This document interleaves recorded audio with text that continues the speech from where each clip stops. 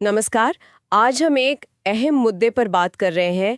Canada और America के बीच जो एक तनाव की स्थिति बन रही है, खासकर एक संभावित टैरिफ युद्ध को लेकर। जी हाँ। हमारे पास एक विश्लेषण है जिसका शीर्षक है कनाडा अमेरिका टैरिफ युद्ध, सामान्य समय नहीं। जी हाँ। और मामला ये है कि अमेरिका के पूर्व राष्ट्रपति डोनाल्ड ट्रंप ने 1 अगस्त से कुछ कनाडाई चीज़ों पर 35% टैरिफ लगाने की बात कही है। हाँ, ये खबर तो काफी चर्चा में है। तो आज हम इसी पर थोड़ी गहराई से बात करेंगे।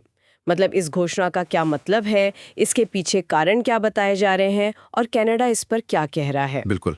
समझना जरूरी है। ट्रंप के जो तर्क हैं उनमें कई चीजें हैं, जैसे वो कह रहे हैं कि कनाडा से अमेरिका में फैंटेनल आ रहा है, व्यापार घाटा है, और कनाडा की जो डेयरी सप्लाई मैनेजमेंट सिस्टम है, मतलब दूध उत्पादन और कीमत कंट्रोल करने वाली व्यवस्था, वो भी एक मुद्दा है। हाँ, ये मुद्दे पहले भी उठाए गए हैं। कि एक सेक्टर के लिए नहीं होगा, बल्कि मतलब ज्यादा फैला हुआ होगा। हाँ, ये बात है, हमें सेक्टर स्पेसिफिक नहीं। और तो और अगर कनाडा ने जवाबी टैरिफ लगाया, बिल्कुल, जो कि उम्मीद की जा सकती है। हाँ, तो ट्रंप ने ये भी कहा है कि वो जवाबी रकम भी इसी 35% में जोड़ देंगे। अरे बाप रे, मतलब बात बढ़ सकती है। बिल्कुल, और साथ ही एक तरह का प्रोत्साहन भी है। जो कंपनियां अमेरिका में फैक्ट्री लगाएंगी, उन्हें जल्दी मंजूरी देने का प्रस्ताव भी है। अच्छा, तो ये दबाव बनाने की रणनीति है। लेकिन वो जो फेंटानिल वाला दावा है, हाँ, उस पे क्या कहेंगे? उस पर एक बड़ा सवाल है, क्योंकि देखिए अमेरिकी सरकार के जो अपने आंकड़े हैं और मैनहट्टन इंस्टीट्यूट की एक हालिया रिपोर्ट भी है, वो बिल्कुल अलग बात कहते हैं। उनके मुताबिक पिछले 10 साल में अमेरिका में जो 99% फेंटानिल आई है, वो असल में मेक्सिको से आई है, कनाडा से नहीं। अच्छा, तो ये दावा तो फिर तथ्यों से मेल नहीं खाता। जो कनाडा अमेरिका मेक्सिको समझौता है, CUSMA, हाँ, जो नाफ्टा की जगह आया। बिल्कुल, उसके तहत जो सामान आता जाता है उस पर ये 35% टैरिफ लागू नहीं होगा। अच्छा, ये एक राहत की बात हो सकती है। हाँ, कुछ हद तक, लेकिन ऊर्जा और पोटाश पर जो मौजूदा 10% टैरिफ है वो बना रहेगा। ठीक है। पर साथ ही एक अमेरिकी अधिकारी ने यह भी कहा है कि अभी कोई आखिरी फैसला नहीं हुआ है, मतलब चीजें बदल सकती हैं। अनिश्चितता बनी हुई है। बिल्कुल, और तो और तांबे पर 50% और दवाओं मतलब फार्मास्यूटिकल्स पर 200% तक टैरिफ की भी बात उठी है। 200%? ये तो बहुत ज्यादा है। हाँ, और कनाडा का काफी तांबा निर्यात अमेरिका ही जाता है, लगभग आधा, तो असर बहुत बड़ा हो सकता है। तो फिर कनाडा का क्या रुख है इस सब पर? उनकी प्रतिक्रिया कैसी रही है? प्रतिक्रिया मिलीजुली कह सकते हैं। जैसे उद्योग मंत्री हैं मेलानी जोली, उनका एक बयान आया है कि हम सामान्य समय में नहीं हैं। इसका क्या मतलब निकालें?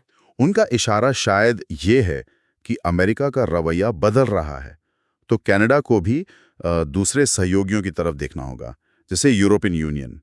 उनके साथ व्यापार संबंध मजबूत करने होंगे। अच्छा, और प्रधानमंत्री मार्क कार्नी ने भी भरोसा दिलाया है कि वो श्रमिकों और व्यवसायों की रक्षा करेंगे।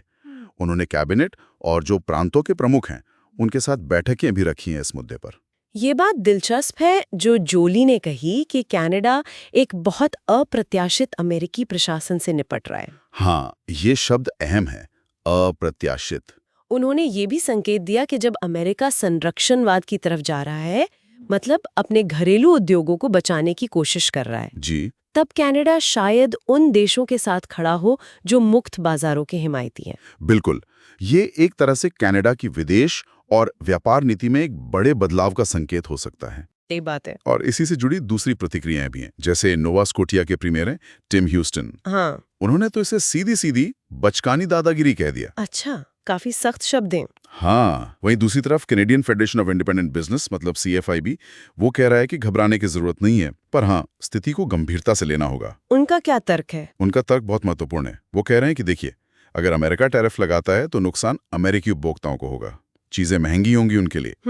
और अगर कनाडा ने जवाबी कार्रवाई की तो उसका बोझ कनाडाई उपभोक्ताओं और व्यवसायों पर पड़ेगा। सही बात है, मतलब व्यापार युद्ध में जीत किसी की नहीं होती, नुकसान दोनों तरफ होता है। बिल्कुल यही बात। और जो किराना व्यापारी हैं वो भी कह रहे हैं कि भाई उपभोक्ताओं को तैयार रहना चाहिए, कीमतें बढ़ सकती हैं। हालांकि एक छोटी सी राहत ये हो सकती है कि कनाडा का अपना फसल का मौसम आ रहा है, तो शायद कुछ चीजों में थोड़ी राहत मिले, लेकिन अनिश्चितता तो है बहुत ज्यादा। और यही बात मैन्युफैक्चरर्स एंड एक्सपोर्टर्स कनाडा और रिटेल काउंसिल ऑफ कनाडा जैसी संस्थाएं कह रही हैं। क्या कह रही हैं वो जोर दे रही हैं कि भाई व्यापार करने के लिए स्थिरता चाहिए, निश्चितता चाहिए। अगर सिर्फ टैरिफ का खतरा भी बना रहता है तो उससे ही बाजार में अनिश्चितता फैल जाती है। हाँ, निवेश और योजना बनाने में मुश्किल होती होगी। बिल्कुल, कारोबार के लिए ये माहौल अच्छा नहीं है। तो अगर हम इस पूरी चर्चा को समेटें, तो स्थिति ये है कि एक बड़े टैरिफ का खतरा है।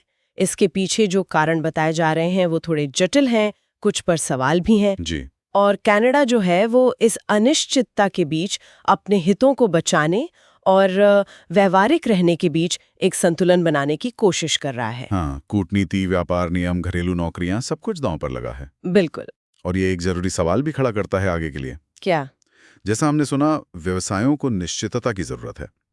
अब ये जो अनिश्चितता है और व्यापार संबंधों में जो ये संभावित बदलाव दिख रहे हैं, भले ही ये 35% वाला टैरिफ लगे या ना लगे, लंबी अवधि में कंपनियों को अपनी सप्लाई चेन के बारे में, मतलब सामान कहाँ से आएगा, कहाँ बनेगा, इस बारे में किस तरह की रणनीतिक सोच रखनी पड़ सकती है। हाँ, ये सोचने वाली बात है कि क्या उन्हें अपनी निर्भरता कम करनी होगी या रास्ते बदलने होंगे। बिल्कुल, ये एक ऐसा सवाल है जिस पर व्यवसायों और नीति निर्माताओं दोनों को विचार करना होगा। ये आगे की सोचने वाली बात है।